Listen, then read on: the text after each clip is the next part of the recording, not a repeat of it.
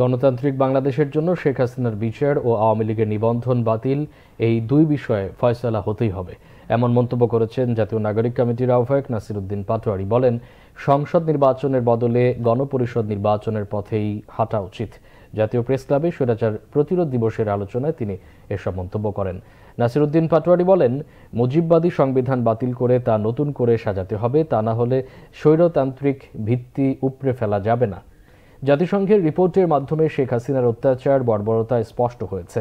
দেশকে নিয়ে বিভিন্ন জায়গায় এখনও ষড়যন্ত্র হচ্ছে অভিযোগ করে বলেন, এর একমাত্র সমাধান আওয়ামী লীগের দ্রুত বিচার নিশ্চিত করা। জানান, ছাত্র সমাজের উদ্যোগে জাতীয় নাগরিক কমিটি যে দল গঠন করছে তা হবে মধ্যপন্থার। ঐক্যমত্য কমিশনের বৈঠকের সুযোগকে কাজে লাগাতে রাজনৈতিক দলগুলোর প্রতি আহ্বানও জানান নাসির উদ্দিন পাটোয়ারি। আগেই তাদের যদি নিবন্ধন বাতিল করতে বাংলাদেশের মানুষ সচেষ্ট না হয়, তাহলে এই যে আমাদের আপকামিং যে নির্বাচন রয়েছে, জনগণের সামনে গভীর সংকট অপেক্ষা করছে।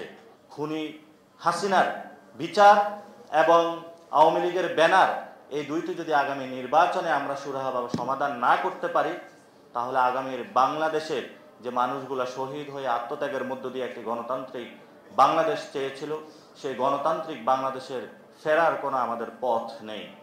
আহ্বান জানাবো আজকে থেকেই যে আপনারা আমাদের সামনে যে সুযোগ এসেছে বর্তমান সময়ে, সেই সুযোগটা জনগণের সামনে প্রতিশ্রুতিবদ্ধতার জায়গা থেকে কাজে লাগান এবং আওয়ামী লীগকে বিচারিক জায়গায় নিয়ে আসুন এবং নির্বাচন পার্লামেন্টারি ইলেকশনে না গিয়ে একটি গণপরিষদ নির্বাচনের দিকে আমরা কিভাবে যেতে পারি সেই বিষয়ে বাংলাদেশের বিভিন্ন রাজনৈতিক মহলগুলোকে সক্রিয় হওয়ার আহ্বান জানাচ্ছি।